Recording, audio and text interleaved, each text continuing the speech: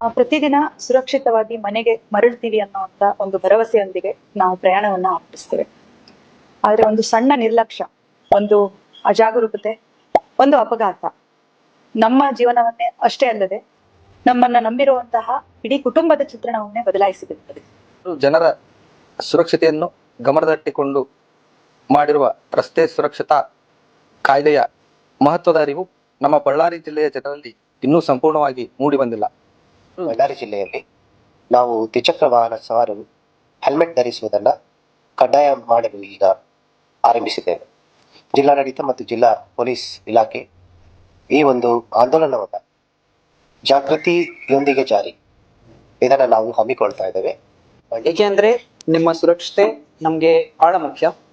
ಈ ಸಮಾಜದ ಸ್ತಂಭಗಳೆಂದು ಗುರುತಿಸಲ್ಪಡುವ ಅಭ್ಯಂತರರು, ವೈದ್ಯರು, ಶಿಕ್ಷಕರು, ಸರ್ಕಾರಿ ನೌಕರರು ಹಾಗೂ ಪ್ರಜ್ಞಾವಂತ ನಾಗರಿಕರು ನಮ್ಮೊಂದಿಗೆ ಕೈ ಜೋಡಿಸಿ ಈ ಕಾನೂನನ್ನು ತಪ್ಪದೆ ಪಾಲಿಸಬೇಕು.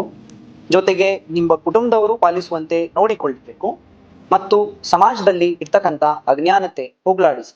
ಕಳೆದ 3 ವರ್ಷಗಳಲ್ಲಿ ಬಳ್ಳಾರಿ ಜಿಲ್ಲೆಯಲ್ಲಿ ಸುಮಾರು 462 ಜನರು ರಸ್ತೆ ಅಪಘಾತಗಳಲ್ಲಿ ಮೃತಪಟ್ಟಿದ್ದಾರೆ. ಇದರಲ್ಲಿ ಸುಮಾರು 75% ಜನ ತಲೆಗೆ ಪೆಟ್ಟು ಬಿದ್ದ ಕಾರಣದಿಂದ ಸಾವನ್ನಪ್ಪಿದ್ದಾರೆ. ತಲೆಗೆ ಬಿದ್ದ ಗಂಭೀರವಾದ ಗಾಯ ಎಷ್ಟೋ ಕುಟುಂಬಗಳ ಸಂತೋಷವನ್ನ ಹಾಳು ಮಾಡುತ್ತೆ. ಪೊಲೀಸರಿಗೋಸ್ಕರ ಹೆಲ್ಮೆಟ್ ಧರಿಸೋದಲ್ಲ, ಇದು ನಿಯಮ ಕೂಡ ಹಾಗೂ ಜನರ ಜೀವನವನ್ನ ಕಾಪಾಡುತ್ತೆ.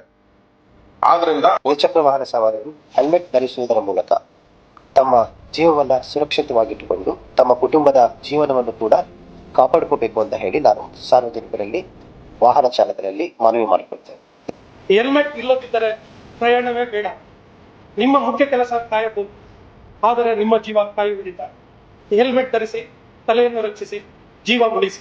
4 ಚಕ್ರ ವಾಹನಗಳಲ್ಲಿ ಚಾಲನೆ ಮಾಡುವಾಗ ಸೀಟ್ ಬೆಲ್ಟ್ ಧರಿಸುವುದನ್ನ ಮರೆಯಬೇಡಿ. ಹಾಗೆಯೇ ವಾಹನ ಚಲಾವಣೆ ಮಾಡುವಂತ ಸಂದರ್ಭದಲ್ಲಿ ಮೊಬೈಲ್ ಫೋನ್ ಅನ್ನ ಬಳಸಬೇಡಿ ಹಾಗೂ ತಾವು ಮದ್ಯಪಾನ ಮಾಡಿ ವಾಹನವನ್ನ ಚಲಾವಣೆ ಮಾಡಬೇಡಿ. ನಿಮ್ಮ ವಾಹನವನ್ನು ವೇಗ ಮಿತಿಯೊಳಗೆ ಚಲಾಯಿಸುವುದರಿಂದ ವಾಹನದ ಮೇಲೆ ನಿಮ್ಮ ನಿಯಂತ್ರಣ ಇರುತ್ತದೆ.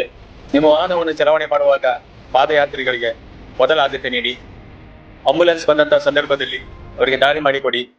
ನಿಮ್ಮ ವಾಹನದ ಇನ್ಶೂರೆನ್ಸ್ ಮತ್ತು ದಾಖಲೆಗಳನ್ನು ಸರಿಯಾದ ಸುಸ್ಥಿತಿಯಲ್ಲಿ ಇಡಬೇಕು. ಅಪಾಯಕಾರಿಯಾದ ಚಾಲನೆಗಳನ್ನ ಮಾಡಬೇಡಿ. ಸಾಹಸವಾದ ಚಾಲನೆಯನ್ನ ಮಾಡಬೇಡಿ. ಯಾವುದೇ ರೀತಿಯ ಅಪಘಾತಗಳು ಕಂಡು ಬಂದಂತಹ ಸಂದರ್ಭದಲ್ಲಿ ಗಾಯಾಳುಗಳನ್ನ ಕೂಡಲೇ ಆಸ್ಪತ್ರೆಗೆ ಸೇರಿಸಿ. ನಿದ್ರೆ ಮತ್ತು ದಣಿವು ಆದಾಗ, ಅನುಭವ ಆದಾಗ ಯಾವುದೇ ರೀತಿಯ ವಾಹನ ಚಾಲನೆ ಮಾಡಬೇಡಿ. ರಸ್ತೆಯ ಬದಿಯಲ್ಲಿರ್ತಕ್ಕಂಥ ಸುರಕ್ಷತಾ ಚಿಹ್ನೆಗಳು ಮತ್ತು ಸೂಚನೆಗಳ ಬಗ್ಗೆ ಗಮನವಿರಲಿ. ಅವುಗಳ ಪಾಲನೆಯಿಂದ ತಮ್ಮ ಪ್ರಯಾಣವು ಸುರಕ್ಷಿತವಾಗಿರಲಿದೆ. ಯಾವುದೇ ತುರ್ತು ಪರಿಸ್ಥಿತಿಯಲ್ಲಿ ರಾಷ್ಟ್ರೀಯ ಸಹಾಯವಾಣಿ 112ಗೆ ಕರೆ ಮಾಡಿ.